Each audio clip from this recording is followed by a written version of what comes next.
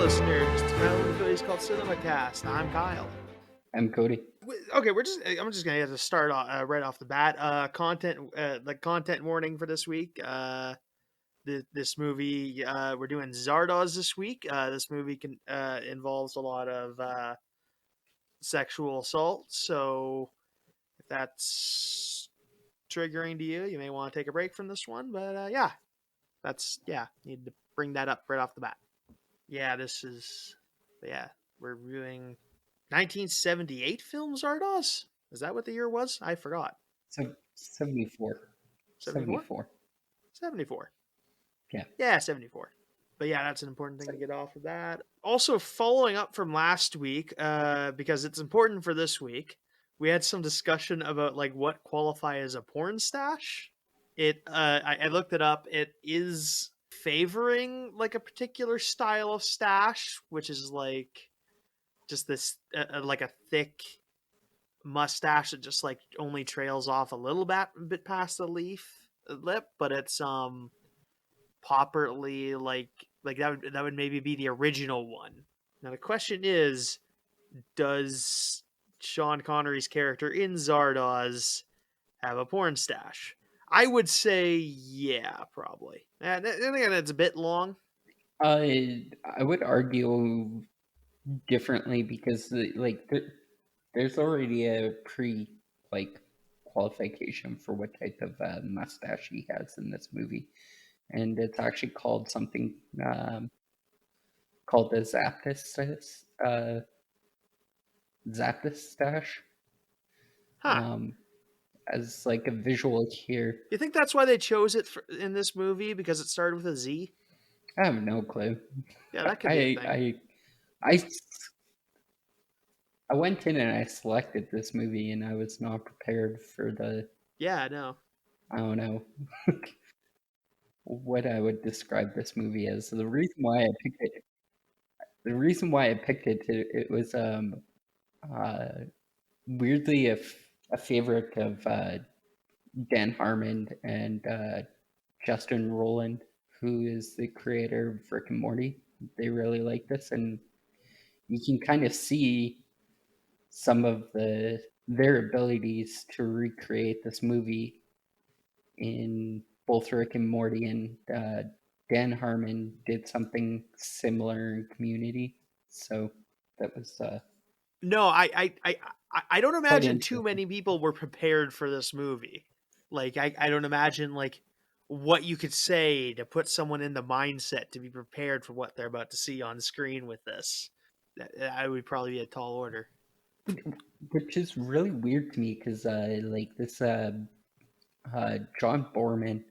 Also, I'd like to bring up the fact that one of the reasons why we're maybe it was just a coincidence to do like a science fiction film like this at the point in this week when the whole world's going fucking crazy about Lords of the Rings and the House of Dragons, which is being quoted as woke propaganda by I'm not gonna say left or right wing fucking fanatics, but that's pretty much all I can generally glean from it, because the only thing that they're arguing is that hobbits and Lords of the Rings were never black, or they won't watch House of Dragons because of some of the similar issues, and also strong female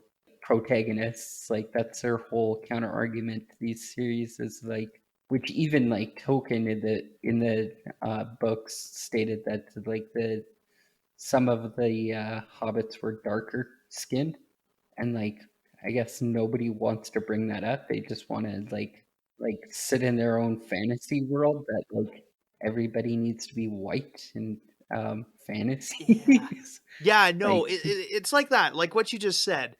Like a lot of what they are actually physically complaining about. Forget what they say they're complaining about.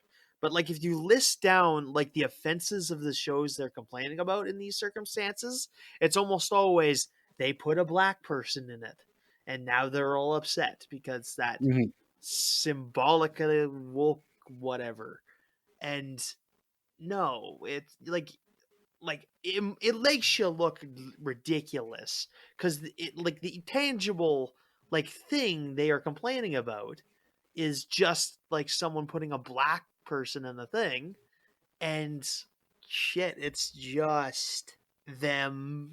Like they can say all they want. I'm like, of like their defense against my charge there would be, well, it's the woke guys taking over, and I'm like, so like that's you're still just complaining about them putting a black person in a show. You cannot why Mhm. like like elevate this from like that. I don't think there's a lot you can do. Especially in like we're not forcing an agenda here. It's literally fantasy. Yeah. It's not like we're like, oh, let's include um African American people like representatives in the like to represent the African American community in these shows. We're putting them in there to like signify a whole different race of fantasy like Hmm. characters in this world. Like it has nothing to do with like forcing anything or No, and like the reason, like we don't know that like these fantasy. I think we talked about this once a while back, but we don't like. There's no reason to think like these fantasy worlds um operate the same way our world does. Like where like what am I saying? Like in our thing, it was like just like all the like skin colors would in theory come from like a further part of the like each come from their own little corner of the world, but we don't know that the fantasy worlds operate like that. Like, and there's animals that don't operate, other animals that don't operate like that. Like if you see like a brown cat and a white cat living together, you don't make some like weird judgment call on it. Mhm. But yeah, I don't. Anyway, Like I had a friend of mine literally comment on it and say like, "Yeah, I'm never gonna sit down and watch these shows because of the woke propaganda," and I'm like, "Oh, wait, what?" And yeah. I don't know if he's like trying to one up the trolls at this point in time, or but like you can't say that shit on the internet because people think you're agreeing with them. Like you should just be shutting that shit down as soon as it even starts arising. Like we shouldn't even allow the idea of like it's like along the same level of like a few years back them complaining about like the gay propaganda or the gay agenda that they're trying to force on common people or whatever the fuck they were complaining about back like with Brokeback Mountain and stuff like that when it first came out. Or even It's currently with like the cultural trans stuff. representation or oh yeah. Yeah, no, it's and none of this um stuff is really has gone away as much as we would have thought, like or would have liked. some people would argue that this was pretty woke for its time, considering that there was pretty much I wouldn't say a matriarchal society in this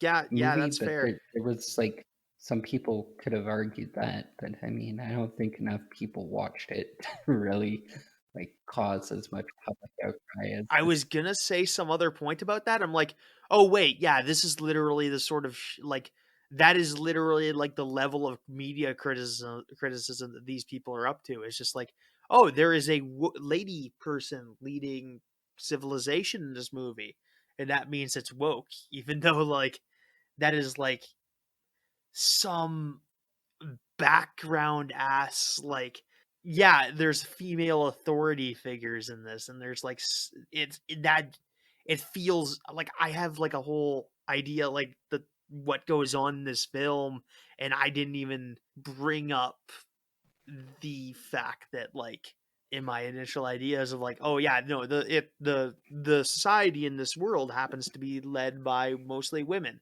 and I didn't even have that in my notes as like a thing to bring up, and I'm like, yeah, that's as. But anyway, yeah, Zardoz is a 1974 science fiction film directed by John Borman and starring Sean Connery. this movie was made, starting with this movie was made off of John Boorman's success from the film Deliverance. I pronounced that wrong. A film that like you might also note is like contains a fair bit of stuff about rape and sexual assault, or like core is like a core feature of that film too, although not with the actual shocking amount of nudity in this film.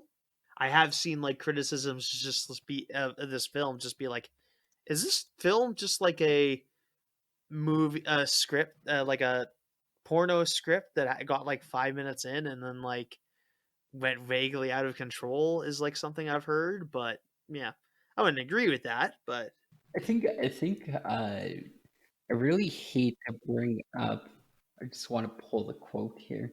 I really hate bringing up Robert Ebert's like criticisms as much as I yeah. can, but he gave it to 2.5 stars out of 4 and called it a generally quirky movie, a trip into the future that seems ruled by perpetually stoned and set directors. Yeah, I think that this movie, there's a certain type of movie where you're either giving it a 1 or a 10. And I think this is one of those movies. Like you're Uh, either, I think there's maybe a few people in between, but I think you either hate this movie or like you love this movie. It's I have no feelings on this movie. the other thing is this movie is starring a post James Bond Sean Connery, although just barely. This film was part of like a package to get, or it ended up being part of a whole thing to get like Sean Connery to be in the sixth Bond movie.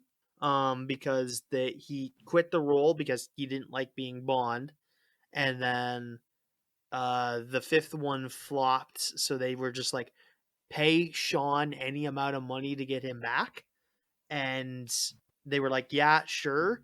So he got a fancy paycheck, and then also that he wanted to be able to like hand pick 2 movies to be in afterwards.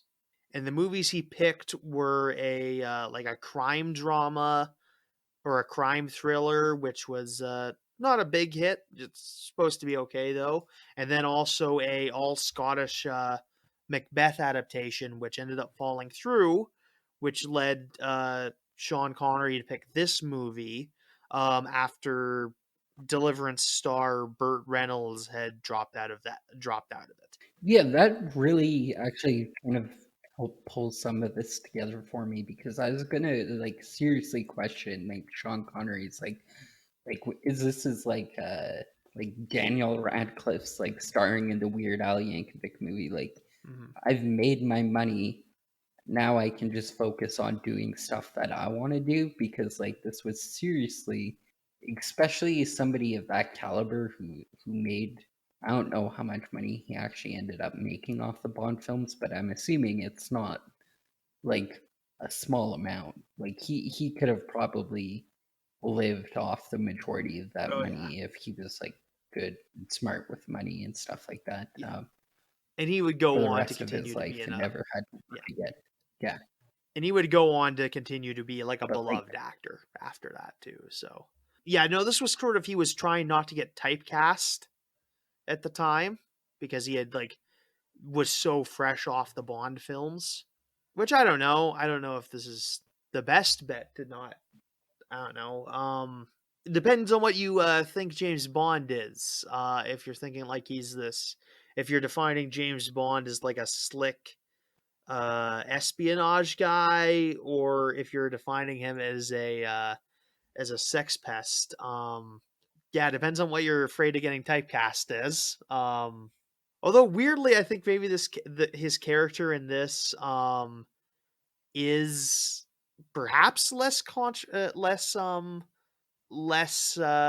do you say like less of a irredeemable character in a way, and not like this is a stretch. You can disagree with this if if you don't care for it, especially after like you hear the rest of the review or the rest of the plot. But at least in this movie, when Sean Connery's character Zed, at the end of the movie, Zed kind of realizes that rape is wrong, and I can't say that that's the same thing for James Bond. It's such a weird line to be drawing, like, for me, especially considering, like, I think I've seen maybe two other Sean Connery films at this point in time. This one, and I've watched The League of Extraordinary Gentlemen way back in like 2000, early 2000, I do believe. So like my understanding of Sean Connery as a person, I guess technically I also seen him in Highlander, but that was a very different Avengers genre of film technically, than. if we want to bring ourselves back to that episode.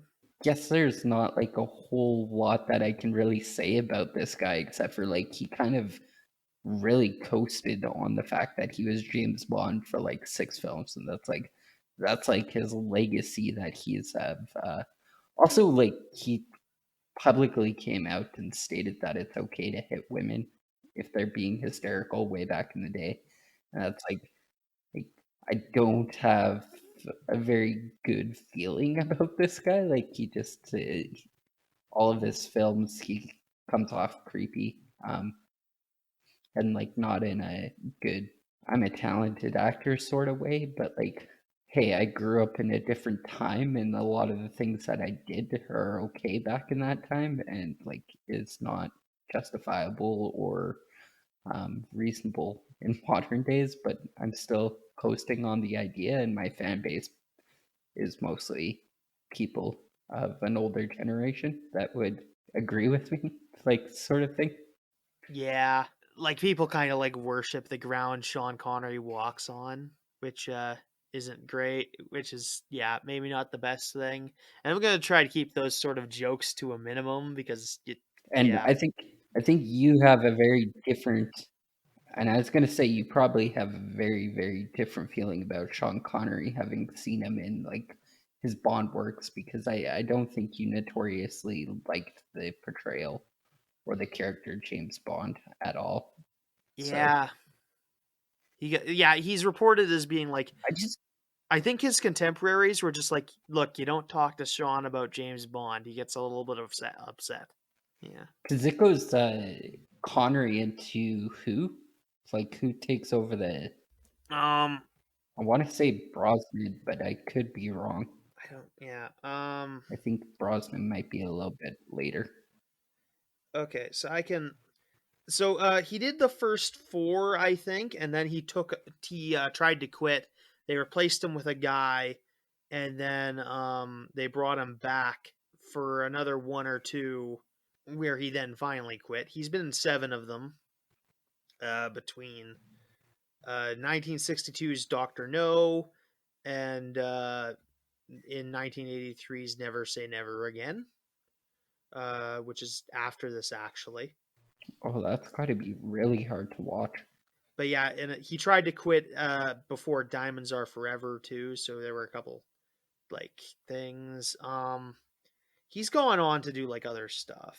And I think also like just harping back to what we were talking about earlier, like I think people were even up in arms when they tried to recast the most recent Bond, and people were saying like, "Oh, maybe we'll get our first ever African American James Bond," and they're like, I think they even cast Idris Elba as the next Bond, correct?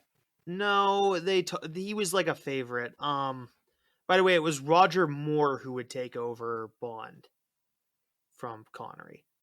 I think I knew this. But no, I they might actually have like made a woman James Bond. It's explained in the most recent Bond movie, which I haven't seen. Okay. Yeah, they did they did something. I haven't seen the one where they I think they're trying to keep this Daniel Craig continuity, which but I don't know. I haven't seen that film, so None of the Daniel Craig's James Bond. No, I haven't seen the most recent one, or I think the Okay. one before that. I maybe seen like part of Spectre, which was the one before the most recent one, which I don't even remember what it was called. There's Quantum of Solace, Spectre, there was Skyfall, and then I don't know about the new one. I've definitely seen the first of Daniel Craig's three Bond films, but I think we'll get into this because it's probably time to get into it. So the film opens with the thing I hate most in this world.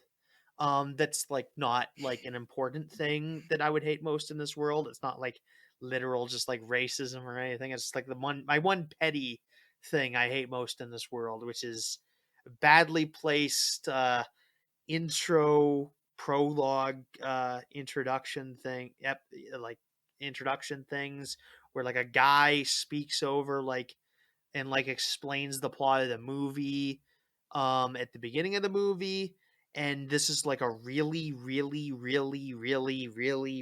bad one.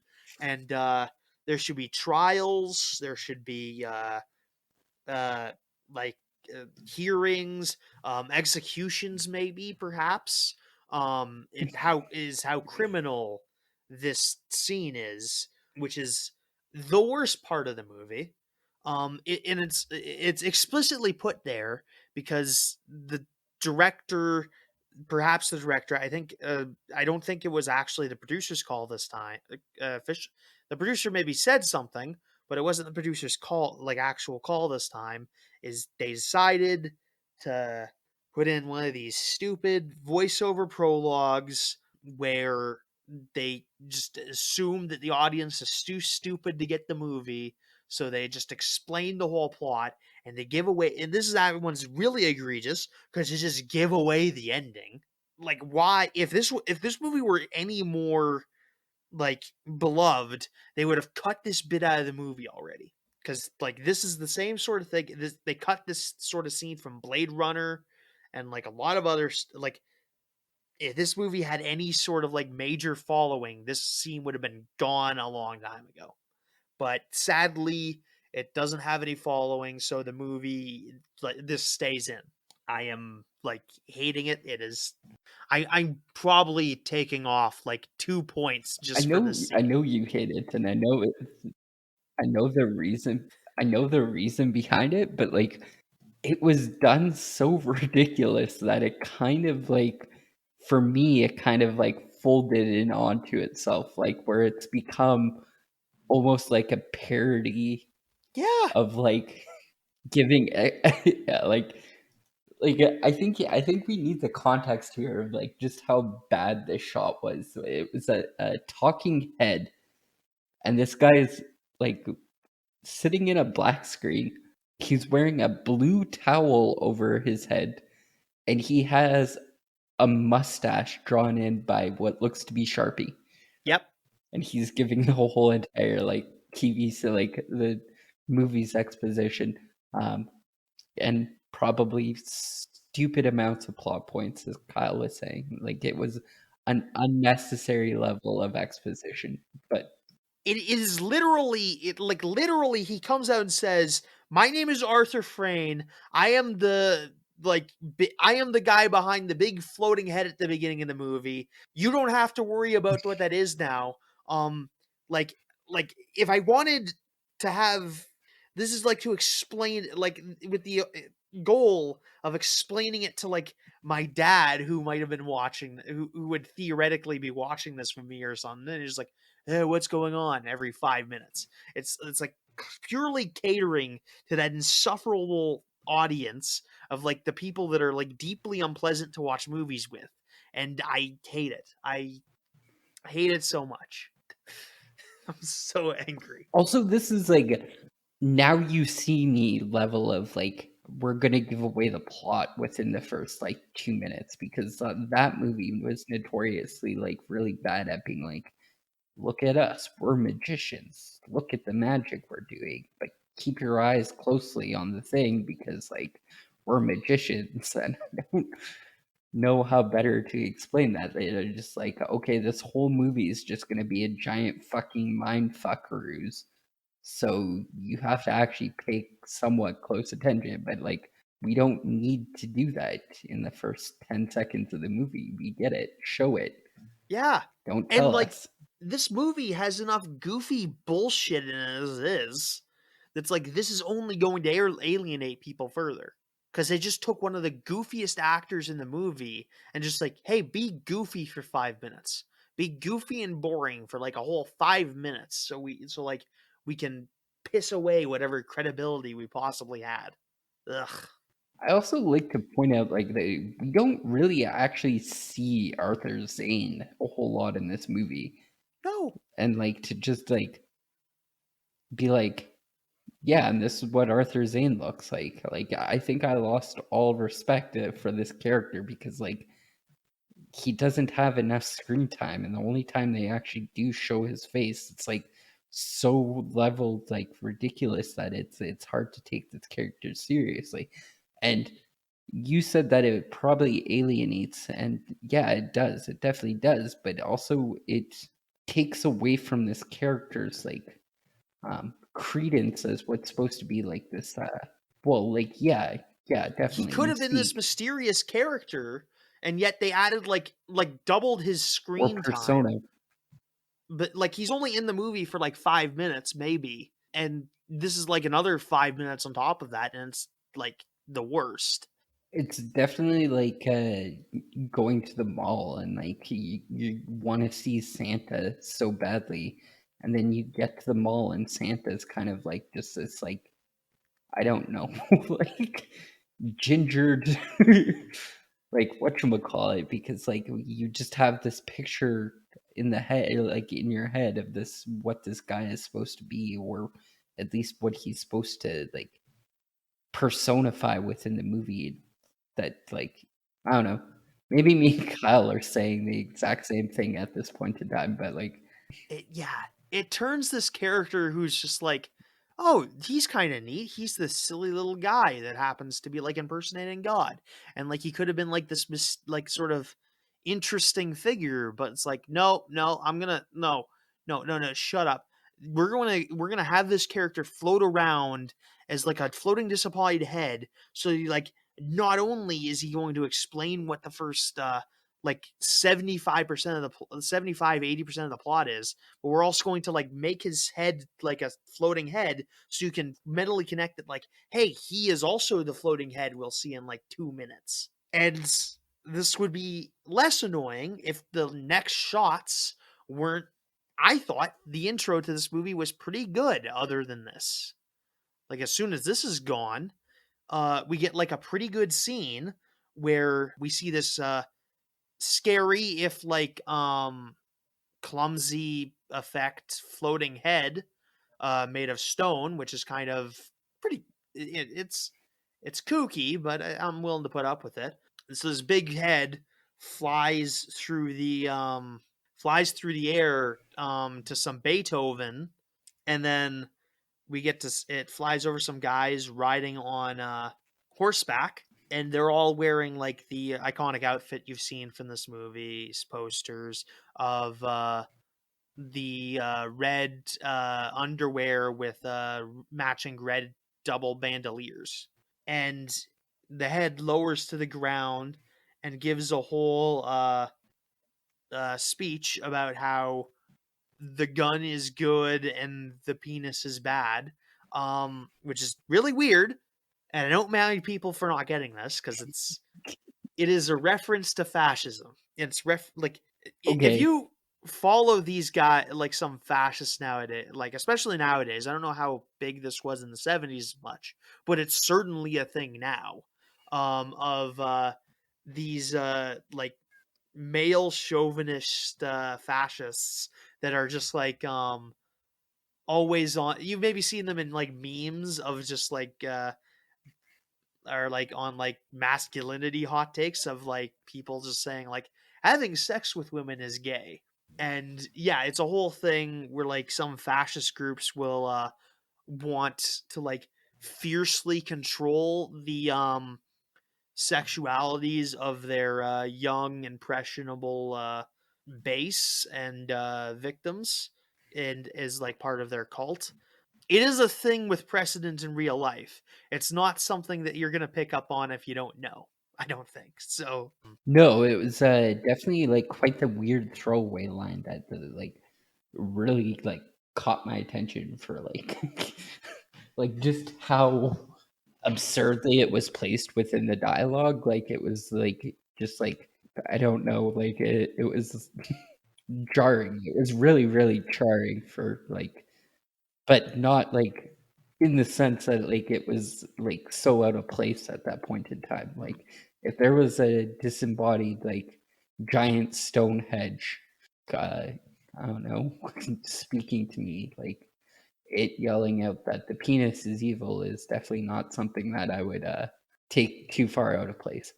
Yeah, no, it's yeah, like you can very clearly draw parallels to like the like of real world people who use the veneer of holiness to talk of the evils of male sexuality and how they need to like use the gun as a way to control that. It's yeah, this is all a bunch of like like it's making reference to fascist nonsense, which is the gist. If you're not if like you saw that and you didn't get it, there you go. It's like a reference to a bunch of fascist rhetoric. A couple of the guys in the red underwear are also wearing red masks meant to be shaped like the head of this giant floating head, who they call Zardoz, who is acting as god to these people. And essentially, Zardoz is telling these people that they need to exterminate exterminate life because it is poisoning the earth, and that if they do as they ask, they will live forever in the vortex.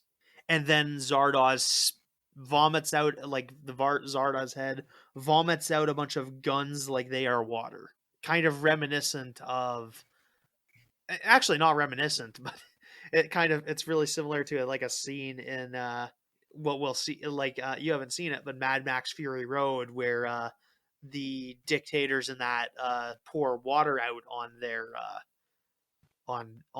their subjects, which is I thought was kind of Yeah, neat. and I play a lot of first-person shooter games, and I think the first one that did this was a game called Counter-Strike Global Offensive, and like on the last round of the map, you've kind of like amounted so much money that you can just kind of buy like a multitude of like handguns.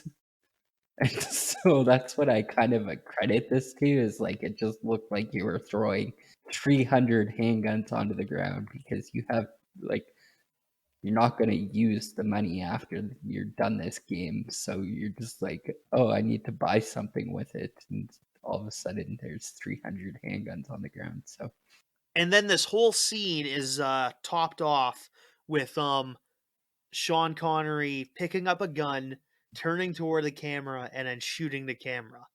And at this point, I step up from my chair, pause the movie, and just swear my ass off because I realized just like comparing this scene to the intro to this movie, I am like mad about how different the style is.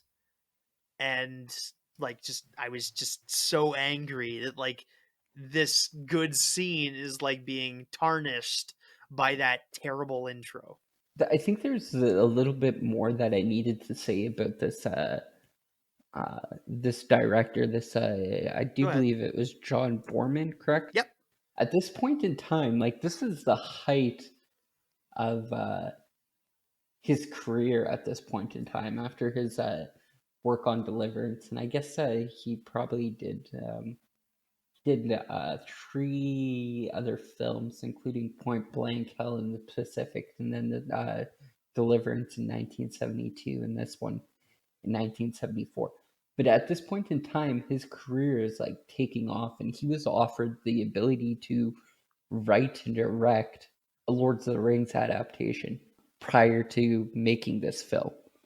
So, like, in terms of like, I guess he's Irish American. I wouldn't say like well, it's technically of European descent. Like that's the pinnacle of like the honors in Europe, in my opinion. Is like, oh, you get to adapt tokens work at this point in time.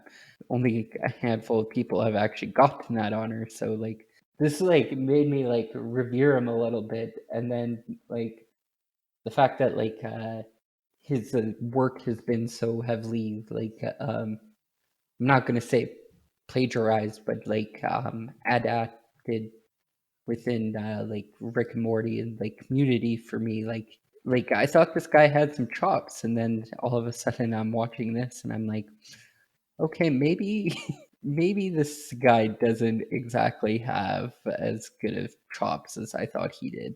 And this is like his passion project. He wrote this himself and stuff like that.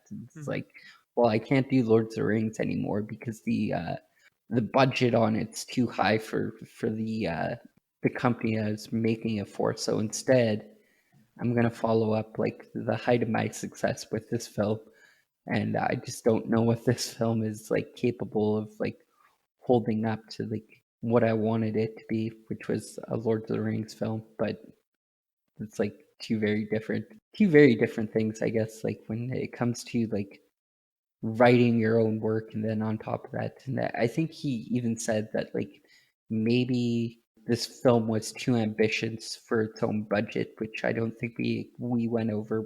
I think he had a $1.75 million budget. No, yeah, Something like that. $1.57 million budget, and it grossed $1.8 million at the box office. So it made at least majority of its money back. It didn't make a profit, or at least a decent enough profit.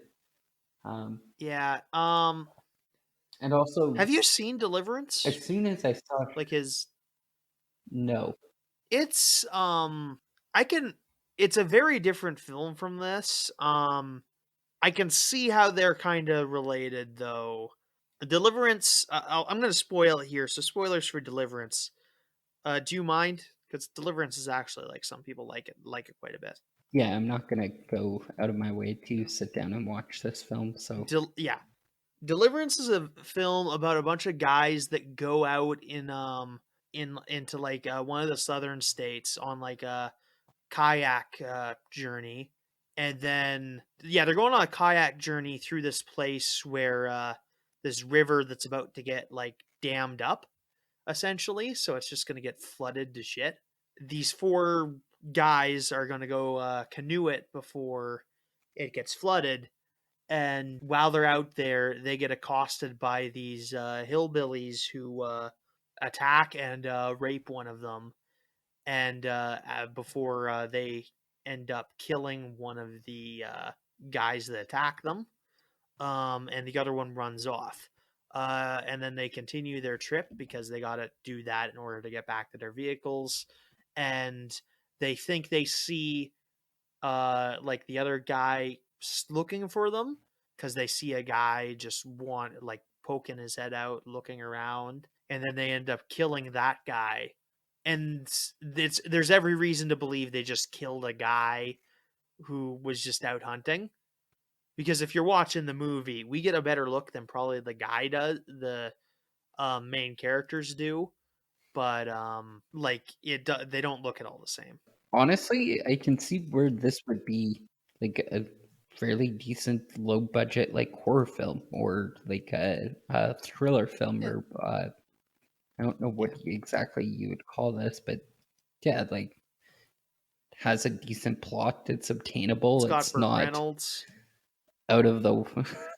Yeah, I don't know what this guy's like weird, like fashion of like main actors was at this point in time, because like he's like, well, I can't cast Burt Reynolds, so like I guess Sean Connery is the next best thing at this point in time, because I think Burt Reynolds was his first choice for this, and then ended up casting Sean Connery. So he definitely has like a type for like leading mans that Eh, he I needs. mean, you're thinking of this because they both have Burt Reynolds and Sean Connery both have mustaches, But Burt Reynolds did not have his mustache in Deliverance.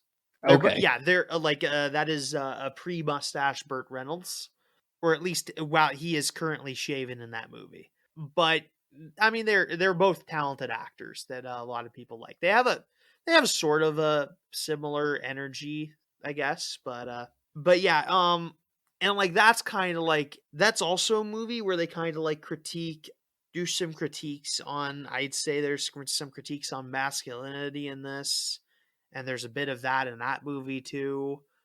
So there's some DNA there, but they're still very different films. I'd also like to like point out the weird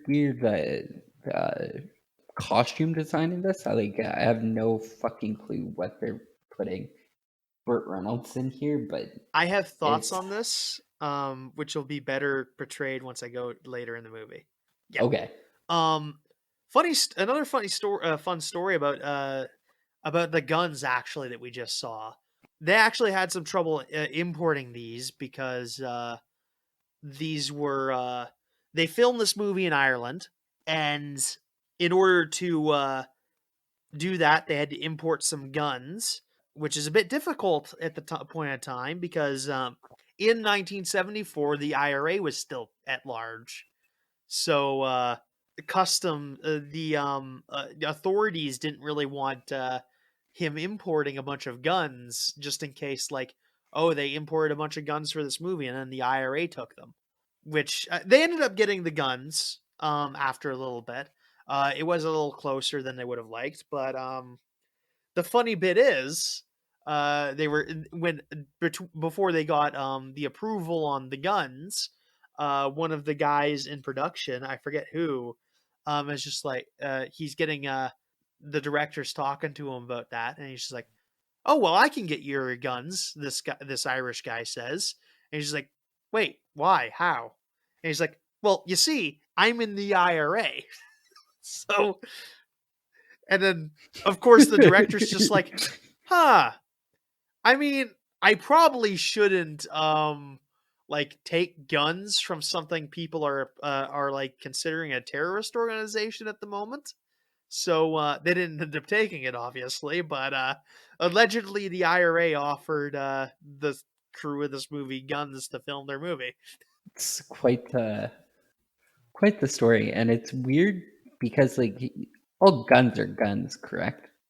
What's that? Like even movie prop guns are still To an technically extent. guns, unless they're like just like Um, I wouldn't say I think they're getting better at, like, especially with the incident last year where the camera person got Alec Baldwin shot that camera person. I think they're going to be moving away from using so many real guns. But yeah, to an extent, most of the guns in movies are real. well, even going back before that, like Brandon Lee was killed by a blank bullet um, Basically, exact same a people. few years back. So I mean, this has been an issue for a really long time. So I don't know why they haven't like completely overhauled their system since then. I But I guess like 1984 is when I do believe The Crow was supposed to come out. I think it's just because the effects are easier, and also like it can be dangerous, but like you can use them safely. It's just like a lot of people doing. I think there are some occasions where just like real bullets get loaded into the guns by accident, but there's also, I think, ambitious camera angles that like don't you shouldn't be shooting with blank rounds because they um do some amount of damage, which isn't great, but I think it's mostly just like directors being sloppy, or like direction being sloppy, or like and blanks being handled inappropriately, which would be the argument otherwise. Yeah, I think notoriously when they were loading up, because it was a rooftop machine gun that they were trying to use in the scene for The Crow, and it was like one bullet out of like 300 Hmm. were blanked. and one bullet got through and ended up Yeah. striking the guy and killing him. Like it's that level of like, we need somebody to sit here and load 300 blanks into this machine gun, or take out 300 real bullets and replace them with 300 blanks, and like, you know, one mishap ended up causing somebody their life. I don't exactly know what happened with Alec Baldwin, because it was a handgun. Like it's pretty easy to check whether or not a handgun can. I think that was a range thing. Yeah, okay, yeah, that too. Yeah, my understanding is he pointed it like directly at the camera, and then does that something to that effect? Pulled the Yeah, trigger. Close range, I think they can still deal yeah. damage to some extent. Okay. So the next scene is Zarda is they do a little bit of credits over some Beethoven in the head, and we see Sean Connery like emerge from a big pile of grain inside Zardoz's head, holding the gun.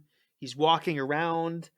He examines the inside of the place. It's filled with grain, and there's like people in like that are essentially shrink wrapped. Just a bunch of naked people. And you'll need to get, if you're watching this movie, you'll need to get used to just having a lot of exposed chests in this movie. They are just showed with want and abandon. Yep. Yep. Yep, just all over the place. I watched one guy do like a video review of this, and he had to censor lots. Yeah, that would absolutely drive me crazy to the point that like I would never do a live review of this, like going over the footage or anything, because like censoring nipples every left, right, and center would probably be quite insane to make it at least somewhat presentable to the general audience, I guess. Once again, I think you brought this up the other day, where you said it was a really weird thing that this was actually found on Disney Plus. Like this had like a hard R rating, and it was on Disney Plus. So Okay, yeah, so it's made by it was distributed by 20th Century Fox in the United States. That's why it's on Disney Plus. okay, yeah, that makes sense. They bought up a lot of the rights for it. And then I think Fox is like one of the companies that was involved with the UK distribution too. Yeah, that's why it's on Disney Plus. But as we're exploring this scene, Arthur Frayne, because we know his name from the intro, he wanders in and is just like staring out the teeth of Zardoz, and Sean Connery sees him. We haven't learned Sean Connery's character's name yet. The character is named Zed, which I'll call him that, but he doesn't get identified as that until another 15 minutes into the movie or whatever. We also don't learn Arthur Frayne's name outside of the intro for until another 5 minutes. But Arthur Frayne appears, like looks at him. They stare a glance, and Zed shoots Arthur, and he's just like, "No, I could have explained so much to you," and I'm just like, "You already did," and then he falls. No, he explained so much to the Yes, audience, not to I Sean know. Connery. But I mean, I get what you're trying to say. Yes, I wanted him shot for that. Yes, I did say there should be executions. So yeah, he falls out of the he sort of floats out of the head. It's a very weirdly, I don't know why they couldn't just have him fall out of there. He kind of like gets pulled out. It's weird. I don't know what they're going for. Maybe there's some weird things. I mean, the thing is flying quite fast. But anyway, the Zardoz head parks itself near these this house in the hills in a lake. It's a very idyllic part of Irish countryside. Zed gets out of the head to explore, finds a bunch of plants in these plastic balls. It appears to be some sort of greenhouse, and essentially like an old, I don't know, 19th century building with a bunch of like 23rd century technology just bolted onto it. This movie takes place in 2293. So, yeah. And he eventually makes his way into the main house of the area, which is apparently Arthur Frayn's house. He finds a little shrine to Zardoz, a little jack in the box, which he spins and jumps. Eventually, Zed finds a little crystal ring, which is some equivalent of a smartphone. It's always funny when it's like obviously if this was made today, this would be like a smartphone, clearly. But it's the 70s, so they don't know what phones are going to turn Yeah, into. it's like it's one of those things that I was actually just about to say that I was just about to say that like we don't see a whole lot of like this like new fancy technology for like 2093 given in a meaningful way or shown in a meaningful way, except for the fact that it's like exposition where they're like, oh, people don't age anymore and we don't need to sleep, and like that's like the most human, I don't know, I guess genetic enhancements that we see for like humans, and like we don't really see that, we just hear it them state it. Besides that, there's not really there. I guess there is some technology shown a little later, like these crystals or rings are kind of the biggest one of them that we see. But yeah, when you look at it and say it, it's not really all that impressive as like a technological advancement, because like at least like Back to the Future had like hoverboards and like flying cars and stuff like that, where like visually you could see these things. Like the technology is kind of really downplayed. Um, and for some reasons like it works sometimes, because like the floating Zardoz head is supposed to be like this magical deity instead of like this technological advancement, so I mean that kind of works, but like when we get into like the utopian part of it, it's kind of really downplayed, and you don't see it as much. Yeah. So I mean, we say all this isn't impressive, but we're sitting here with our smartphones and like our almost entirely wireless communications. This movie was released in 74, so people don't know how computers work yet. To be fair, this would have been a lot more impressive to them. yeah, I guess it's kind of definitely something. Yeah, it's not exactly Yeah, Star Trek, but still, it's kind of easy to shit on it in retrospect, but I mean, I'm giving it points actually. at least like 1.74 million. You'd think you'd at least have like, I don't know, like some wires and screens to like at least set up for, I don't know, a TV. I mean, they have to use that money to set up like a 200 mirrors later in the movie, and like fancy slide Hey, projectors if you're to project onto like a bunch of naked women.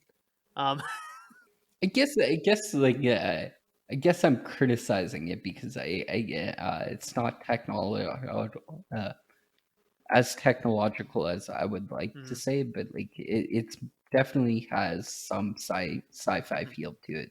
It definitely has its points where it's like, oh, okay, yeah, I can see where this is getting that sci-fi feel, or why this is a Yep. sci-fi movie at this point in time. So maybe I'm shitting on it a little too much. But yeah, the smart ring tells him a bunch, essentially Arthur's itinerary. It tells him what supplies need to be gathered for the community or what everyone needs.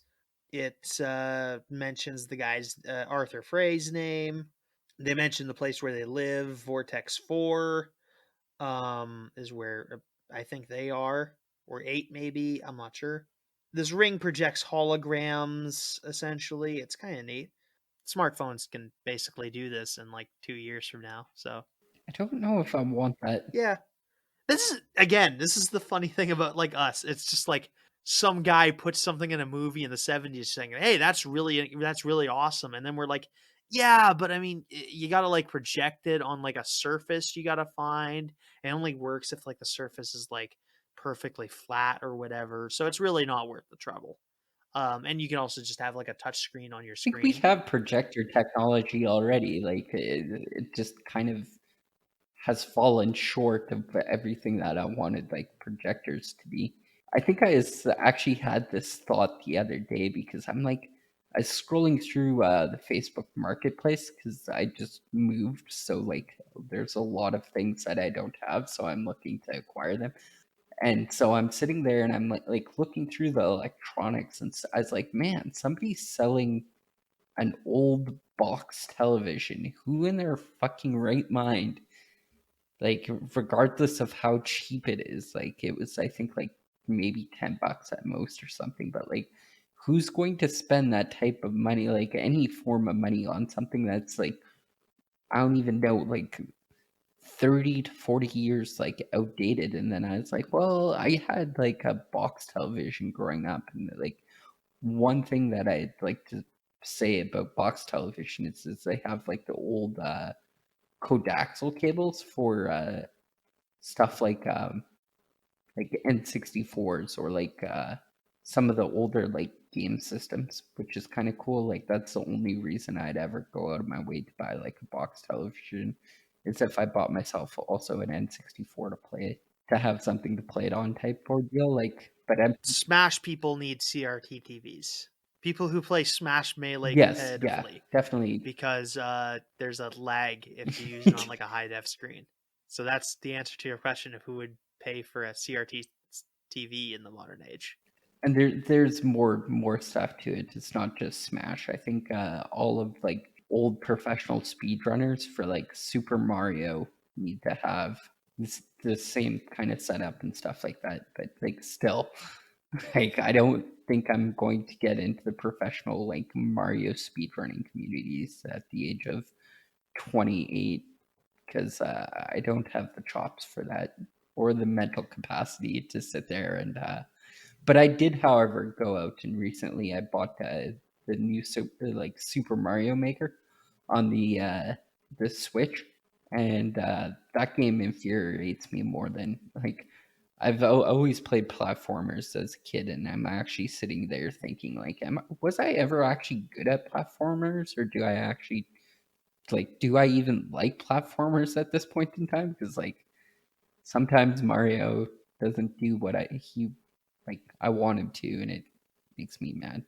There's my rant for the day. Fuck you, Mario. So yeah, then after a while, people start arriving. The place had been barren up until this point, but after a while, people start to arrive. They start hauling the people from out of Zardoz's head into like a matter into like the manor or whatever. We never figure out what they're doing with those people for sure. Um, they stick a bunch of them on a waiting room, but I don't know if like those are those same people.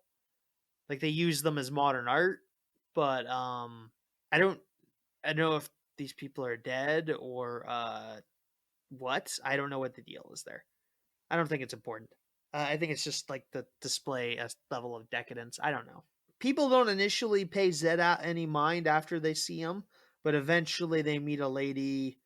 He sees a topless lady in the woods, who eventually uses a psychic attack on him to bring him down. Because I don't know, in the '60s they figured we were all going to be psychic at some point.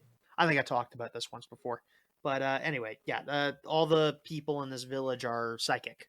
I would love to just trace where that myth came from. I think I might have came onto like the podcast at this point in time, like saying this before, and I think you might have brought up the fact that it had heavily to do with the Cold War, which was like a really weird time. But like Stephen King was big into it, so I'd like to just kind of like trace its origins It's a because line from like street performers, and a bunch of like street performers. Some of them believe that they can actually read minds or whatever, but essentially I think some Soviet people bought into it, maybe, and then because some Soviet guys could originally like were managing to do it, the CIA figured they needed to also do it, just in case it was real, and they got convinced they could find psychic people for a while. They really can't, because like as soon as people start asking questions, it doesn't end up working.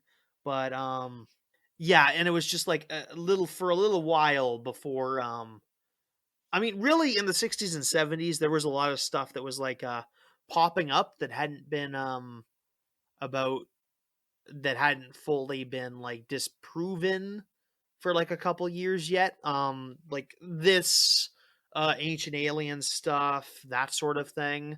It got really popular until after a while there's enough guys just being like, no, this is bullshit, and then it fades off later on. But yeah. And this would have been made on like the tail end Okay. of when that would have been a thing. Of when they were like, eh, maybe people will end up with psychic powers. Because I think we watched the Cronenberg film. Yeah. I think we talked about this sometime during that episode where we're like, oh, psychics, drugs, psychics, sex, all that.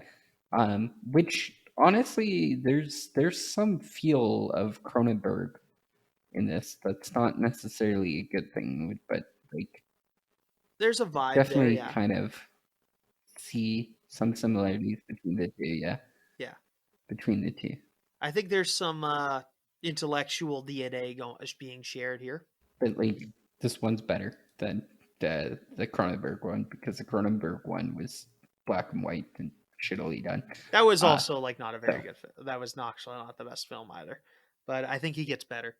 Anyway, so after he gets knocked out with these psychic blasts, a couple of women, May and Consuela, have him like pushed against like a table where where his head's hanging off the edge, and they're trying to like get the information of like how he got here out of their minds, because they know he's one of the primitives from the outside, or the outlands as they call them. And Consuela and May are debating what to do with him. yeah, there's definitely. I was gonna say that there was definitely like a hierarchy in this film that I don't know if we necessarily talked about in the beginning, where the Outlands are shown as like these brutish, like uneducated men who can't control their own urges, Yeah. type thing going on. So There's all, yeah, and like there's them, and then there's a bunch of like scavengers or whatever lying around. So the essentially the conclusion here is Consuela says they should kill Zed because he's trespassing essentially. And May's just like, hey, no, we can study. I want to study him, see if anything's changed out there, because whatever. And eventually, the people of the community hold a vote about what they should do with Zed, and they grant May the right to examine him for 3 weeks before they have to kill him. This room they're in is like black. It also is the room I was mentioning earlier with a bunch of naked people plastered on the wall, as if they're like dropped onto like a glass plate and just left there. Super weird. Yeah, you get a vibe from these people that's like super decadent and weird. We also learn in a bit of the discussion about this. We learn that these guys, the people of this village that are called the Eternals, a name we had noticed from a diagram in Arthur Frayne's house. Eternals are these immortal psychics, essentially. And they mentioned that they're keeping that the outside is quite entertaining to them. That's a whole thing. They don't really. They mentioned that like they don't think that the primitives feel pain like they do, which has vibes to it. And they essentially agree to keep Zed as a pet, and they mentioned that they want to do this to like ease the boredom of immortality, which is an interesting thing we'll save for a bit later. There's a guy in a purple shirt named Friend who gets Zed on some work. He essentially has this whole place with a bunch of statues that Zed has to clean up for a little bit. Friend is primarily responsible for distributing this green bread they make across the village, and also giving exposition to Zed. And Zed's and there we get informed about little things. There's no police, but they do like endlessly debate everyone's transgressions, and people who disobey the rules, or like cause problems, have their bodies aged, which is because they're immortal and they wouldn't age otherwise, but they can just they don't die, they just get like more and more feeble. This is demonstrated by this one guy who's on trial, who is just like on trial for like letting out a negative vibe during a psychic communication. But occasion, Yeah. yeah.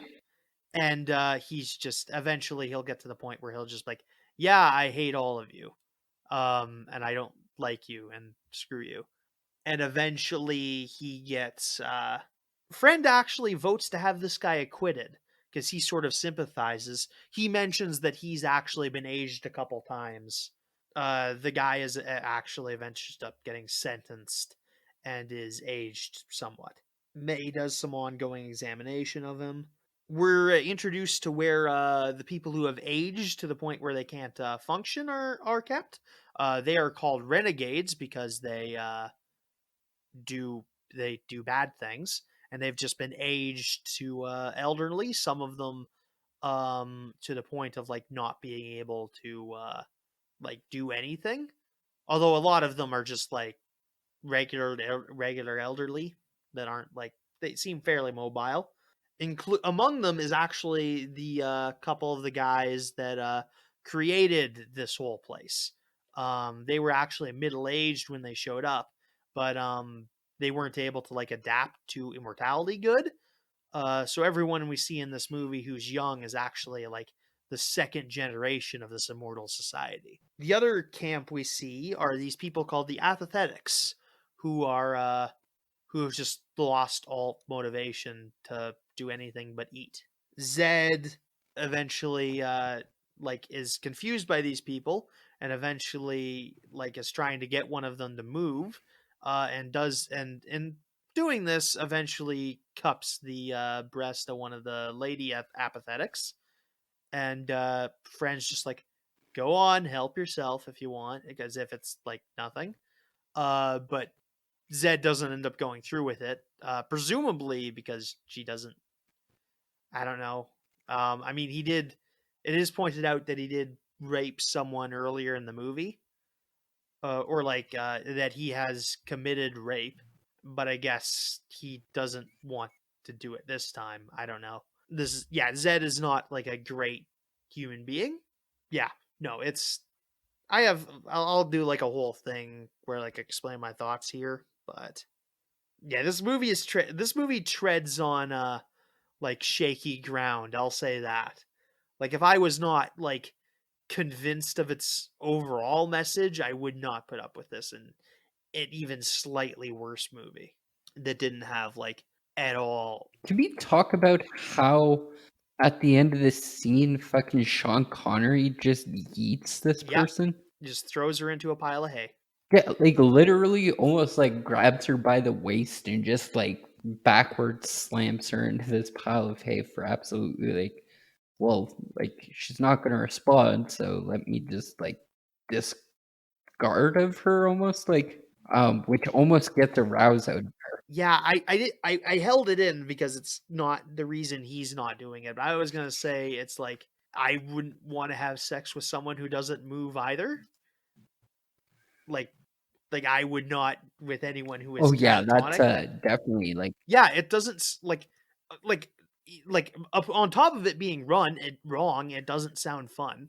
Like there's a bit of no. no, there's like a certain amount of reciprocation, which is like makes the experience whole. Though, like the difference between this and his James Bond character is that when his James Bond character would do something like this, he is not reprimanded for it, which is at least in this film, I get the impression that Zed's doing something wrong in the text of the film, where I can't say that for some of the James Bond stuff. And not all that's in the movie, some of that's just book stuff, but anyway. The next scene we get scene where Consuela is standing standing Zed in a lecture hall Zed has been stripped naked in a scene which on top of several other scenes may be very uncomfortable for some people, where he is a live human being being examined like he is a animal. Where the Eternals are having a very frank discussion about the act of someone getting an erection. And apparently we learn here that the Eternals are all impotent, which is something. So it doesn't seem like there's a third generation of Eternals. Although they do say they can create more people, but they haven't in a long time. This is also a note. They can't it's also something we should note. They can't just like kill people here either. Like they if you kill someone, they end up getting put back together by something or other. Something we see off screen, or something that is off screen. So that is why they're less concerned about Zed killing Arthur, because Arthur's just like, he's not gone forever. It just takes like a few days for them to put him back together, or weeks or whatever. So they can't evidently stop this process either, for reasons that are explained later. So anyway, the Eternals are very clinically trying to give Zed an erection. They do this first by showing a projection of a woman soaping up her boobs. When this is ineffective, they show a couple of women mud wrestling, and then Zed makes some very serious eye contact with Consuela, and that causes the erection, apparently. Which is silly. For a lot of reasons. This one, just because it's funny. It's Yeah, just, that's how I would describe this yeah. scene. It's super silly. I don't know if you were able to hint on that sarcasm here. The silly's not the uh, word I would use for it, but like for me, this seems like you've kind of hit the nail on the head for me in a couple of areas where you said that it feels a lot like the like somebody trying to describe livestock to Yeah. to other people who don't fully understand how like livestock would react in this type of situation. Like for me, it's a lot like if aliens abducted a Mm-hmm. human male and were like explaining to a different species of aliens, like this is Homo sapiens, this is what they do, this is how it gets done, how life is created here on Earth type ordeal. That's how I described like this kind of scene. But like there was a part of me that like maybe that like at least in this universe for like the Outlanders, that sex has become so deregulated into like something violent that like even like any form of normal sex for wouldn't do it for somebody of like the Outlander people. And I thought that's what they were trying to get at, and then it just got weird when they're like, "Oh, and here's this random like lady talking about this who gives them her." I don't know. This is just okay. I'm done talking about this. This is also the OTP of the movie. Zed and Consuela get together at the end, so I mean that's sort of interesting. If it weren't such like a otherwise disturbing scene, it would be kind of it'd be a pretty this would be a very Conan-esque scene otherwise. But it's made to be uncomfortable by like other factors. Anyway, the next scene is Consuela talking into a ring, like a tape recorder, like a phone. Sorry, I forgot it's the future. No one uses tape recorders anymore. Anyway, so Consuela's talking into her ring and is talking about how Zed is sleeping, which is she finds kind of weird. I don't know how much the Eternals sleep. I don't know how much we see them do that. They state later that they don't sleep at all. They go into something called second meditation or something weird like that. Like it, they've So, like, if you take a look at it, like they don't sleep, they don't age, and they don't have sex. I think that's their like three qualities that kind of set them apart from, I guess, complete ruin of a society. Yeah, they have some problems there. Um, Yeah, a lot of very unhealthy attitudes toward a lot of things. But anyway, Consuela says she was gonna try to do an experiment to see what happens when she tries to wake Zed up, and I shit you not, she just reaches out for Zed's butt, and just Zed grabs her hand like that. That is the weirdest thing. It's just like she goes straight for the butt. Just I don't know. That's weird. Yeah, I think other people read a lot more out of their relationship than I do. Like they view Consuela like I did watch another review where they were like saying Consuela's hatred of Zed in the earlier parts of the movie are like primarily motivated by her being attracted to him, which I don't think that's entirely true. She might be attracted to him. I don't think that's her core motivation, which I'll explain a little bit later. Zed wakes up, grabs her hand to prevent her from getting a handful. And Zed just says, "Yeah, I sleep because I like it because I like to dream."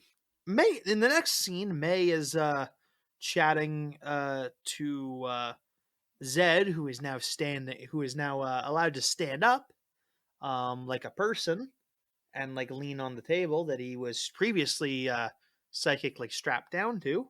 May has discovered that Zed is a mutant. He is actually physically stronger and meant like physically capable of being more intelligent than the Eternals. Obviously, probably isn't immortal because that's a feat that's accomplished through technology, but he is a physically superior specimen to the Eternals. And May says that she should destroy him because he's going to be a threat to the people, but she wants to study him for a little bit longer, so she's not going to say anything to anybody. Unfortunately, in the next scene, Friend has decided to use Zed to do as a servant to do his work, his chores for him, and is essentially everyone in the community is supposed to take turns lead like distributing the food, setting the table, whatever, and he's made Zed do that for him. And Zed and this pisses off Consuela because clearly he's this is causing an issue, and she decides, hey, we should kill him now. Let's hold a vote. They hold a vote, and essentially they say, okay, Zed's got to go in 7 days now, presumably cutting down the amount of time he's supposed to be here, just to give May a little bit more time to wrap up her experiments. After supper, they go to meditate, which they call going to second level. Friend does not want to do this, and gets essentially gets tormented by the rest of the people at the table for not participating in level 2, and gets sentenced to do some aging, which I guess starts with them knocking him unconscious. So yeah, that's a pretty disturbing thing. They're basically, you can see that now that this society is like forcing people to like this, and with the earlier thing, this society is forcing people to participate in a very particular way of life, and the people that don't participate in it are punished, which is probably a source of their problems. At this, Zed runs away because that's a pretty scary thing to happen, and he runs right to the edge of the village and bangs on the invisible dome over the village, which is apparently a thing, and waves over a bunch of guys on horseback.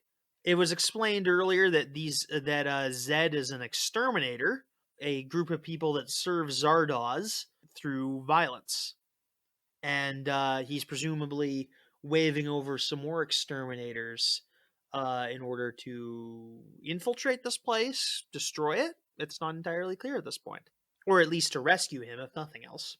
He then, after a little bit, after being away for a little bit, goes to the renegade camp to go look for a friend who has had half his face aged off, essentially. He just looks old on half of his face now, which is interesting. The friend says he wants, he requests that Zed find a way to kill them all and end their suffering. Zed tells them to do it themselves, but Zeb is also told to seek out something called the Tabernacle, which is unclear what that is. He goes to ask for information about this from the guy they call the Founder, who's one of the original scientists who invented this whole place. And the Founder tells Zed to talk to May, and then so he does. Him and May have a chat. May is standing in a blanket for whatever reason and invites Zed into the blanket, where they attempt to communicate mentally. May wants the memories and essentially mentally brute forces her way to get them out of Zed's head to figure out what exactly happened and how Zed got here. And then Zen really revealed the series of events prior to Zed getting into the Zardoz head. So at some point in the past, Zed was chasing a guy down in the in a library, in what we know to be an old library. Zed instead of killing the guy he's chasing down, who holds up a book from behind a bookshelf, opening it up. Instead of killing him, Zed decides to take that opportunity to learn to read because he's apparently really smart, and he gets the idea to learn to read. Eventually, he takes to the idea of reading and reads through pretty well every book in that library. Along with, as we learn, apparently there's some other guys who are mutants and are able to do this. So the mutants read all the book, and eventually Zed finds a book which gives him a little bit of an idea that he realizes. A book about a scientist who was hiding behind a obstruction in order to convince people that he was this godlike being, similar to what was happening with Arthur Frayne and the Zardoz head. That book was the Wizard of Oz, the Wizard of Oz, Zardoz. And at that point, he realizes that Zardoz is fake, and that he's been getting manipulated. In the meantime of all this, Zardoz has transferred the exterminators from a force of some sort of roaming death cult into a enslaving force who is enslaving the rest of the Outlanders to grow wheat for some mysterious purpose, which the exterminators didn't take too kindly to because it's a lot of work, and also that, and between that and also getting manipulated, finding out they're being manipulated, or getting the impression they're being manipulated, yeah, so they're pretty pissed, and Zed has come here to get his revenge on Zardoz, which he did when he killed Arthur Frayne. So yeah, and he's planning to essentially do more revenge on the people here. So yeah, that was a whole thing. That's actually kind of an interesting twist. I don't know. What do you think? Is that an interesting reveal I for you? mean, you can no, because it was ruined in the first 20 Oh, seconds of right. film. Yes, Like, true. Yes. Fuck. See, it's weird that I'm forgetting that.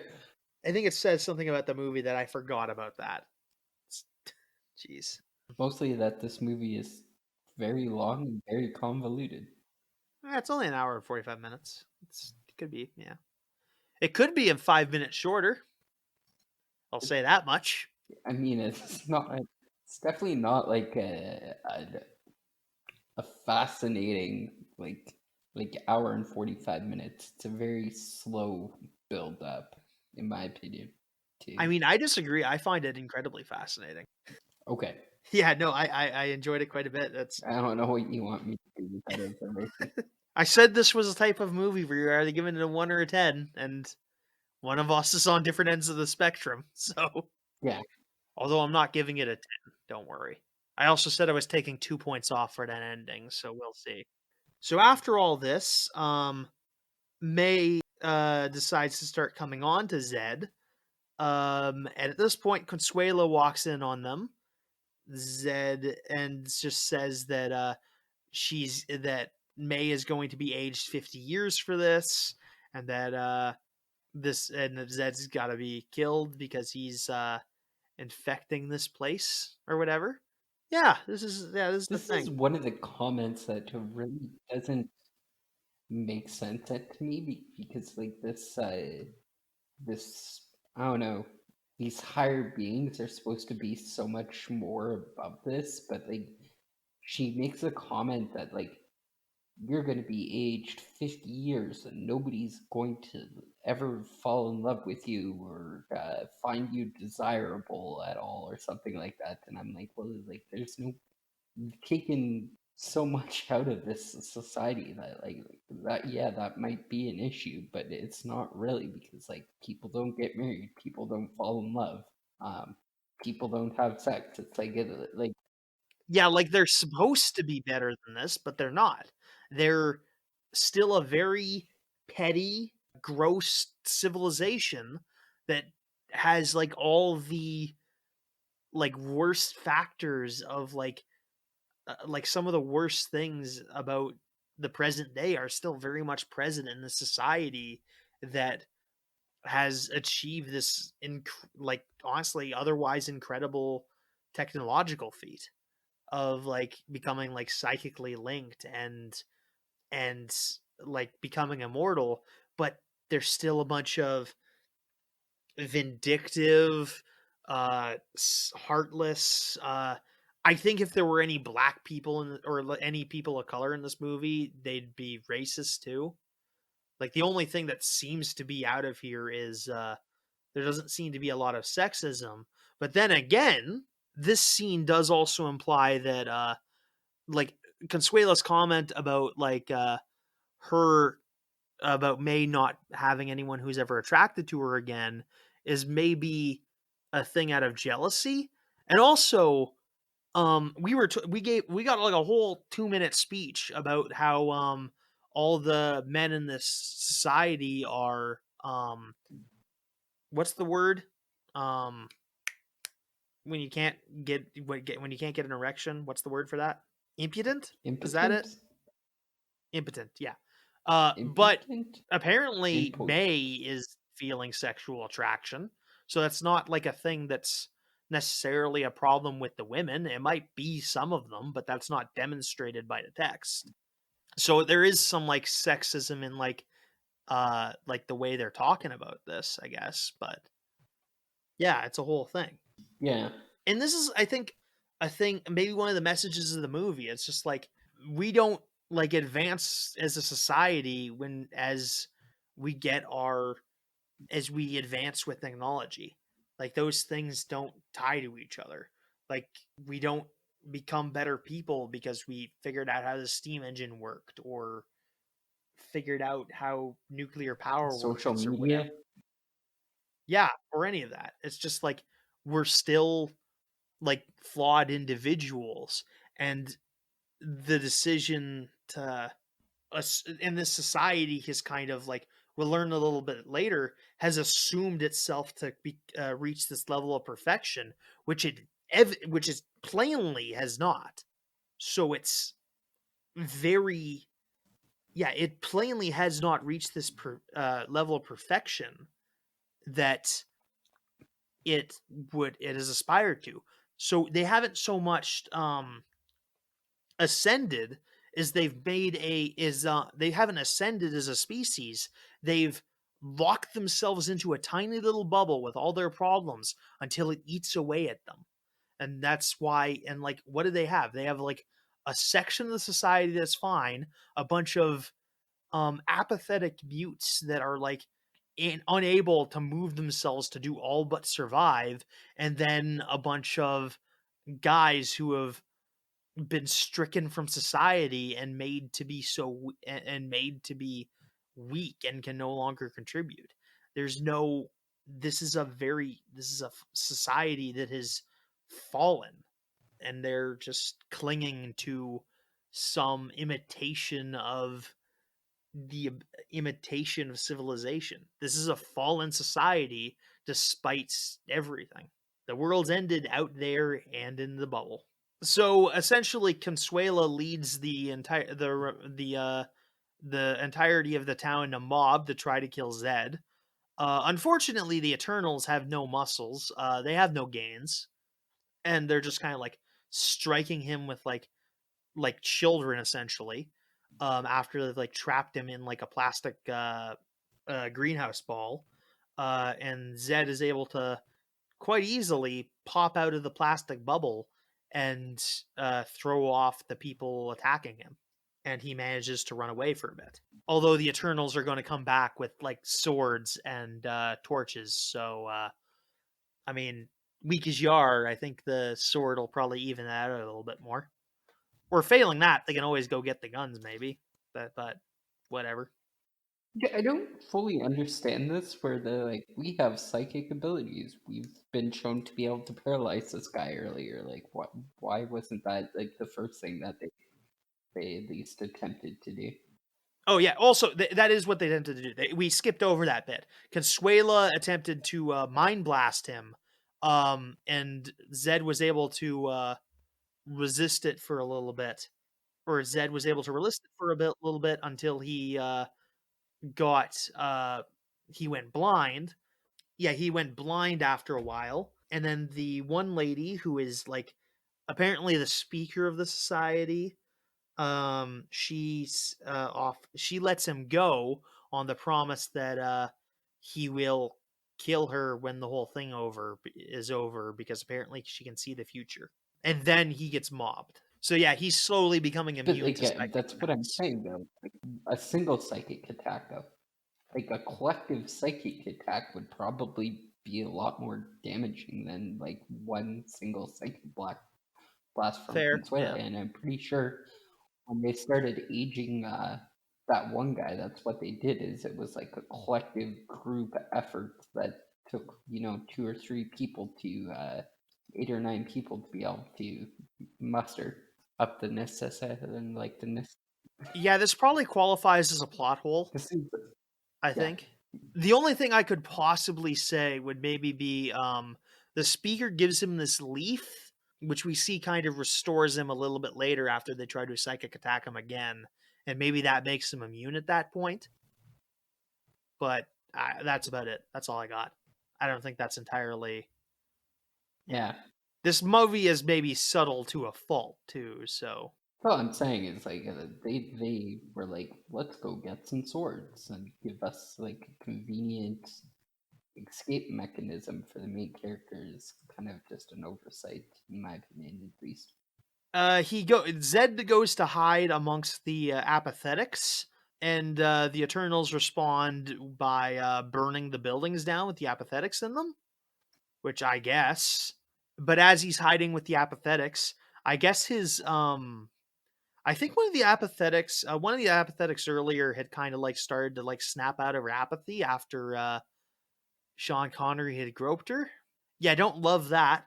But then eventually they start like licking, some of the apathetics start licking at him and then start licking at each other. I guess Zed's sweat causes apathetic cure, I guess. Maybe? Don't know. Yeah, no, this is a weird whole thing too. I think the apathetics maybe start absorbing some of his life energy, which is when he eats the leaf. But Zed at this point is able to wander off while the apathetics devolve into an orgy. Eventually, the renegades find him because they've been jumped into a stupor too, and he says that and they agree to help him, the renegades. So they dress him up in a bridal gown and veil in order to sneak him over to a friend who guides him to his sanctum where they can sort of board up and hide for a bit. Which this is sort of a fun bit that they dress Sean Connery up in a bridal gown. There's some funny scenes from it. So they all wander over to friend's old place, or if he's still living there, he might still be living there. I don't know. And in the meantime, May's also come to meet up with them. And at this point, May, Friend, and Zed have to debate what to do. Zed wants to get his revenge on this whole place. Friend wants essentially what Zed wants, because they want revenge, because the revenge will allow them to will end up getting them killed.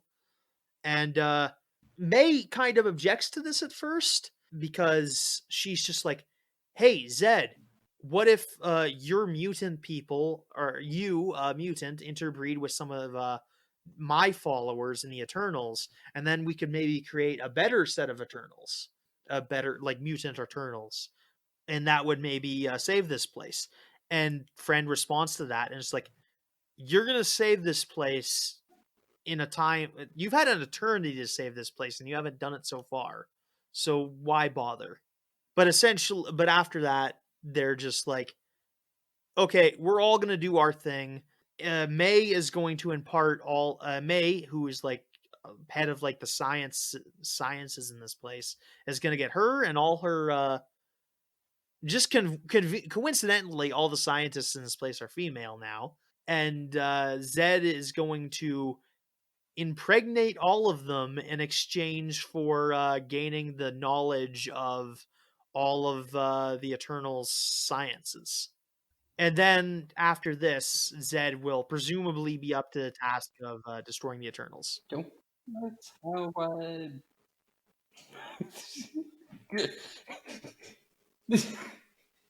I'm sorry. I was just like, get him some Gatorade, and he'll be fine. But apparently, that's a lot of sex. Okay. Yeah. No. There's probably like we're mentioning like a ton of subjects here. Like I'm gonna burn my one Sean Connery joke through this movie. He's Sean Connery. Of course, he can impregnate 15 women in one day, in one afternoon, or in like a couple hours. There's my one Sean Connery joke for the entire episode. That's rough. And also, like, I don't think that's how like repopulating places work. I don't think that's like allowed. Are you doubting Scotland's they- finest actor? I'm not doubting him. I'm just saying that's how you get like inbred babies, right? Because there's not enough like genetic material to like pass down at that point in time, because it's all from the same parents, or at least like one male parent. Well, I don't know. I think a lot of that depends on what the plans for after this are. Like, is that your breeding pool? I think is the question. But yeah, anyway. Yeah. Okay, I see what you're saying, but like, this is what they have to do. Oh God, this this is the thing they have to do to advance the plot, though. So, yeah, it's like, geez, Sean Connery's just like, yeah, geez, yeah, I guess in order to destroy this fascistic society, I have to have sex with these 15 women. So I have to do it. I have to do it for my country, Cody. it's not even for his country though. It's like for like this certain subset of like his country. That's all I'm saying. It's like, it's a hard job, but somebody's got to do it. He's not exactly making like the ultimate sacrifice for like the good of this population. He's just like Sean Connery. I bet you that's what really sold him on this script, though. Like, he read through the script and it got to there, and he's like, "Yeah, I'm in." The same thing that got I get it. The exact same thing that got Vin Diesel to agree to do Triple X: The Return of Xander Cage, because there's a similar sort of thing in that movie. It's like, I get to throw a woman at one point in time and then impregnate 15 others. I'm in. Yeah. Anyway, what happens next? Oh God. So yeah, this is actually a wonderfully shot scene. We don't see Sean Connery impregnate 15 women, but we do get like a really interesting shot of like them imparting their knowledge onto Sean Connery. And after this, he knows like 5 languages and like all the major sciences. There wasn't like just a training montage where they're like teaching him like how to This was read that. different, like, I don't know, in a This was library. that. Okay, it's not quite as cool, but I mean, I thought it was interesting. They'd like project the images of like of all these subjects onto these women's bodies and also onto Sean Connery as they're like rubbing him. I guess sure. it's interesting. I think it's interesting art shot. Anyway, eventually through all of this, Zed goes to Zed finds a crystal, which he realizes that like, oh wait, hold on, light reflects, and in a crystal it could theoretically reflect infinitely, which would allow all the knowledge of the society to reflect in of itself. So this is clearly part of what I need. So yeah, this random crystal he finds is part of what he needs.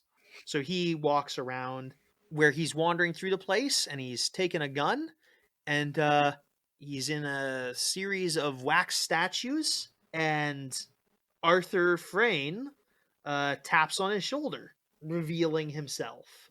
So this is the point where Zed confronts God for a second time. So that's a whole thing, and after a while, he chases off Arthur, and after he shoots some things, it's kind of interesting. I kind of like that he's going through this whole thing of confronting gods. And through all this, I think there's a point where they realize that like the central premise of this is that the knowledge is not enough.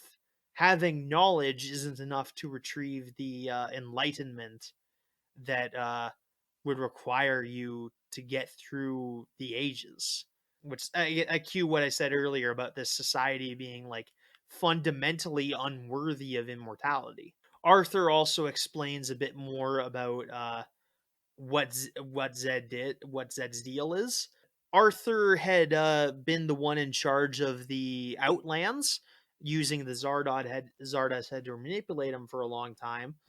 Presumably, the exterminators were there to keep the population from getting too big, but and like we get a whole backstory about that, where we see the first generation of Eternals sealing themselves under the invisible tube, and then a bunch of like peasants like banging on the invisible tube, the invisible ball, because they need to be let in, and the apocalypse has happened. So yeah, that's another point against the civilization is like these are the people that let civilization collapse. What the fuck business do they have being gods? Yeah, Which is why I like this movie so much. It's like it's like yes, everything in this movie is weird. Everything in this movie is like this batshit cultural exercise, and it's because these people have become gods, but they're like nutcases. They're not worthy of it, and thus, of course, they're going to result in some weird bullshit going on. Like none of it makes any sense, is because they're not capable of producing the right answers of all this. Like they are not, again, they're not worthy of being gods.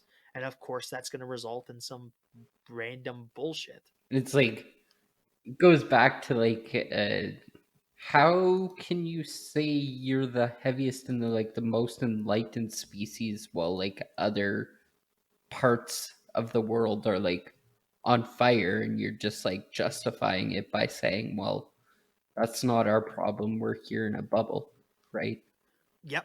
Almost like So, capitalism, he says, pointing his head well, directly I toward mean, the camera. like there's definitely some parallels between that and like that's not Yeah. necessarily Inaccurate. Yeah. too tongue-in-cheek or too far-fetched for us to like, or at least somebody who, I don't know, maybe critiques films for, I wouldn't say a living, but like as a hobby, shouldn't be able to like, should be able to pick up on it. Like, if they really put their mind to it. It's a very reasonable read of the movie. Yes, thought about it for a few seconds. And this is also demonstrated by a very nice scene where the peasants from banging on the dome are like paralleled with the Eternals, who have discovered where Zed and the gang are hiding and are banging on Friend's house, the walls of Friend's house. So Friend's house, which happens to be a spaceship, which is interesting. They mentioned that I guess. The Eternals had like went into space, didn't find anything, and came back, which is just put up there and not mentioned again. Methinks there was maybe something that was lost in the budget where they maybe had an outside exterior shot of this building that was just like a giant rocket ship. Maybe, I don't know. Could be. Maybe they're gonna Willy Wonka and like the chocolate factory it, where they're like, okay, and by the end of this movie, they're all gonna be in space, and then we're gonna make another movie that never actually got made. And then somehow that's also supposed to be related to Snowpiercer at some point. I've never watched those old movies. I've seen bits of it. I've never watched the whole thing. You've never seen Willy? I've never watched the You've whole never thing. watched Willy Wonka and the Chocolate Factory? I get bored That's and do kinda something sad. else. That's kind of fair. It's not like a fast-paced movie or like. I mean, it's definitely interesting enough, but like, just don't watch the Johnny Depp version. That's weird. So yeah, after this, and he like Zed comes to all this conclusions. Consuela has found him, grabs a knife, and prepares to stab Zed. And it's not clear whether she just can't do it or if Zed is using his own mind powers he's now developed to stop her. But yeah, so that's he stopped that. Consuela realizes just like, oh God, I've become the bad guy here, which I like that. I like that she kind of like realizes that on her own. And then Sean's just like, hey babe, if we survive this, why don't we get out of here, you know? And yeah, they agree to that. That's the plan. So yeah, they've made up, which I'm happy for them. I think it's nice. I think that's nice for them. I think a I very really hate to like. I think I was gonna say. I think like the Family Guy has ruined the name Consuela for me as like a general rule of thumb. yeah, it's a weird name. You don't hear it a lot. No. And it's like this person's very white, and I think it's maybe Mexican or I think it's South just America. I don't know where it all is popular. I don't know about the name. It could be that it was more common when I don't know, maybe it became really popular in England about 2200 or something. I don't know. Sure. Yeah, I don't know. I think it's maybe just because they're both kind of like less likable characters that have just kind of like grown as people and have decided to get together. I think that's maybe why I like it. I don't know. It's a nice ship. I don't know. It clicked for me. Kind of like loses its emotional resonance for me because like it's Sean Connery and like he's like already banged 15 other like women in this movie and then like Fair. May and like everybody else. So I think I just kind of forgot that he had had sex with them, all those women, because they don't really show anything. I don't think it fully registered in my head that he had like been having sex with them. yeah. Yeah, no, I think that was maybe part of it, so I didn't notice it as much at the time. So after this, he uses a crystal ball that Arthur Frey had handed him and paired it with the like more geometric diamond. I think it's maybe a D100. I don't know. No, it's maybe more like a D50. It's more than a D20. Anyway, so yeah, he stares into these things for a little bit, and eventually he goes to confront the tabernacle, who starts answering his questions, and eventually he discovers what the deal is. Through intuition, is just able to discover that this voice that's talking to him through the magic rings, through the smart rings, was actually the voice of the tabernacle, and through that he is able to confront God. So he disappears into a crystal in like a very seamless, trippy shot, and the tabernacle tries to trap him inside, or perhaps is trying to teach him a lesson. It's unclear. So they chat with each other. Zed gets sucked, slides down a crystal slide for a bit, ends up in a room of like 200 mirrors, with where he ends up shooting a version of the old version of himself in the exterminator outfit, with the Zardoz helmet on, symbolically slaying his old primal self and embracing the enlightened man position. So yeah, he's successfully confronted God, and has managed to destroy the tabernacle, so that somehow, through all this is a weird scene. It's trippy. I think it's actually a good trippy scene. It's the right kind of trippy, where it's just like, okay, I understand that things happened, where sometimes it's just like, oh, things are happening forever and ever. I'm talking about 2001: Space Odyssey, which is a greatly overrated film. I'm gonna get really people are gonna get really mad at me that I say I like this film more than 2001: Space Odyssey, aren't they? I have no clue. I've never seen that movie, so It's boring. The book's better. Read the book. Read the book 2001: Space Odyssey. It's really good. It's legitimately one of my I don't favorite think novels. I've read a book in a really long time. So like, been walking to I can work lend though, it to you. so I mean, arguably I could just. I think I have like something like 17 credits on Amazon. I pay for like Amazon Prime, but and I've used Audible, and it's kind of accumulated. Yeah, there's my Audible recommendation of the week, 2001: Space Odyssey by Arthur C. Clarke. Am I gonna enjoy this, or is it going to It's good. drag on for like 12 hours? No, because okay, so the movie's it's broken into like three parts with like three different sets of characters. So it's like 300-page, like 325-page novels, like stuck together, then like a sequence. So it's actually goes pretty quick. Fair. But yeah, so that's a whole thing. Zed manages to turn time backwards to avoid the mob, which is a thing that happens. It's the 70s. People, it's 70s sci-fi movies.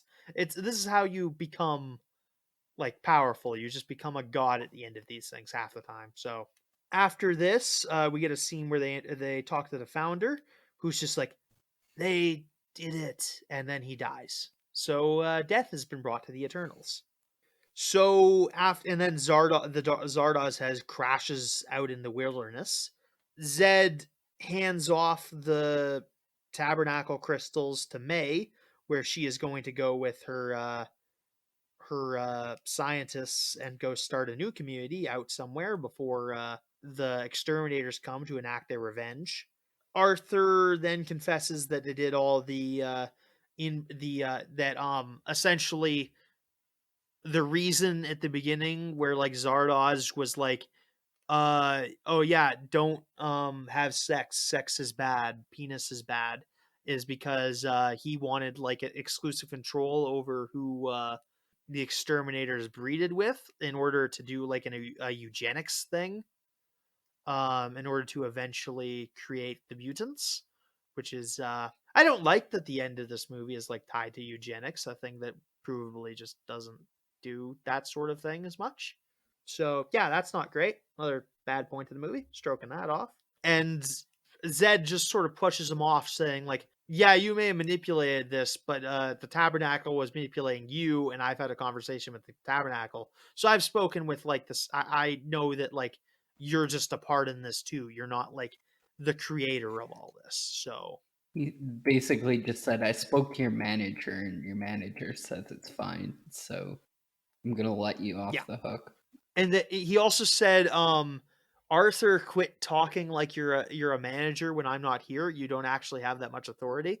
Yeah, okay. Zed How many then goes to gods? fulfill his promise to this. Go ahead. What was that? I was gonna You say ask, something? how many times did Sean Connery kill like a god in this movie? It's like he killed this guy twice, right? No, he only killed Frey. Though. Well, he killed Arthur once. He killed Hmm. the Zardoz head fell because of him, and he killed the tabernacle. So that's 3 killing of God. Okay. A little self-indulgent, but I mean, Yeah, fair enough. I think that's kind of.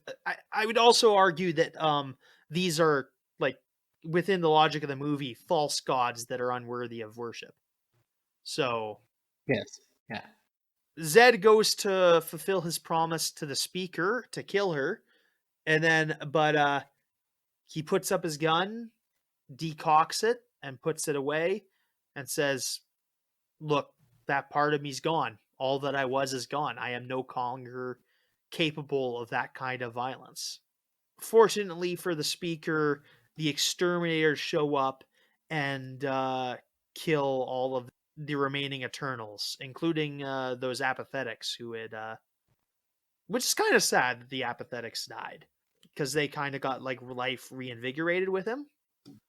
And we see Arthur, friend, the speaker, and that lady that first kissed Zed, that apathetic that had kissed Zed, all get killed by the exterminators who have come for their revenge. So yeah, they're all dead. It's a whole massacre. It's actually kind of melancholic by the end, or sad by the end, because like there had been a change. It makes you think: could it have? Could they be ready to make the change? Are they ready to be better now? They don't seem. Most of them don't seem to want it though. So they've accepted that they weren't worthy of all this. So it's a moment. After the extermination, after the massacre, the other exterminators call out for Zed, but he doesn't answer. The movie ends, Consuela giving birth to Zed's son, and them sitting in a cave, slowly aging, the son walking away, and then the Zed and Consuela aging to dust. And that's the end of the movie. Closing thoughts, or do we want to go to ratings? I think I can sum this up into basically my ratings part. Sure. This movie says, I think, a lot about like power night dynamics within a bubble, which is never ultimately a good thing. I think that, for example, like eternal life without death is one of the biggest themes, and like I think it has a lot to say about like how we as humans need change to make something life meaningful. Ultimately, without any form of societal pressure to be better, it kind of starts to become less important. A society to like maintain its own. Oh fuck! I Fair. just Yeah, like no, I get it. slowly thought out while I was like having a smoke outside, but like you asked me to actually put it into words, and like I don't necessarily think I'm capable of doing that at 10 o'clock at night here. Fair Um, enough, man. I That's touched a lot of it on like some of the major points of it earlier, but ultimately, I think when I first initially watched through it, I missed some of the finer points to it, and talking this type of stuff out definitely helped me see kind of the bigger picture of the film that maybe I mostly missed. Now thinking back on it, I can actually pinpoint the episode of Community where they're parodying this, and also the episode of Rick and Morty where they're parodying this.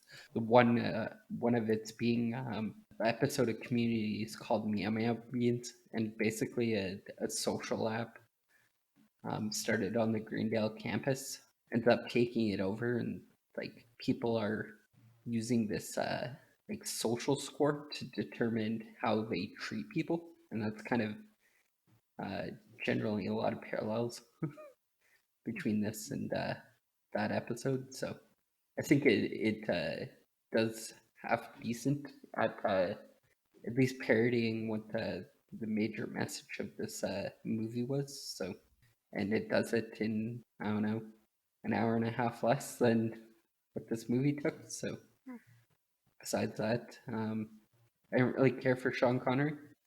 I think you could have said a lot of everything that happened in this film without him being there. It's not necessary to have him to make this film weird. I don't know. I'd say I'm gonna give this movie about a 6 out of 10, which is probably a little bit more generous than what I would have wanted it. But Yeah. as I said, it has some good talking points at least. Not exactly what I expected from. I'm giving it a 7. I will give it 2 more points if you watch it without that fucking intro. I'm so mad about it still. You know what I actually realized just a few minutes ago? What? This guy looks like this guy looks like the opening guy who does the monologue looks like the villain from Lazy Town. Oh, yeah, I get it with like the paint on mustache. Yeah. I don't know why that was necessary, but like somebody felt it was a good narrative choice for it, so it was a bad decision. Yeah, no, it's super. I mean, a lot of people in this movie made bad decisions. I think that's part of the point. But that's the problem with this movie. It's just like a lot of every time someone in this every time someone brings up a critique, they're just like, "Oh yeah, that was a really weird thing." When I'm like, where that these guys did in that movie, and I'm like, and then me is just sitting there, just like, that's the point. They're screwy. That's meant to that is further damnation upon this these false idols. Anyway, follow us on Facebook, like, comment, subscribe on the YouTube channel, leave a 5-star review on iTunes or Spotify or whatever, and we will see you later. Goodbye.